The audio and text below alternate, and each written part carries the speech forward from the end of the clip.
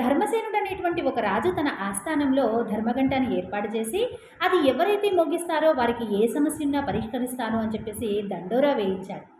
10 సంవత్సరాలు తీర్థయాత్రలకు వెళ్ళినటువంటి ఒక గురువు వచ్చి ఆ ధర్మగంట అరిగిపోయిందని కొత్త ధర్మగంట చేయించమని చెప్పాడు.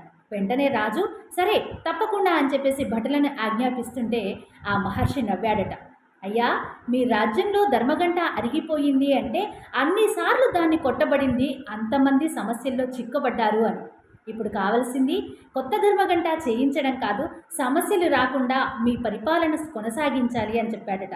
దానికి తన తప్పిదానికి తల వంచుకొని క్షమాపణ కోరి అప్పటి నుండి రాజ్యంలో మరింత సుస్థిర పరిపాలన చేయడానికి రాజు కంకణం కట్టుకున్నాడట. దీన్ని బట్టి మనందరికీ అర్థమయ్యే విషయం ఏంటంటే, సమస్యను పరిష్కరించే విధానంలో మనం ఆలోచించాలి తప్పితే దాని కొత్త కొత్త మార్గాల్ని వెతుక్కోవడం కాదు.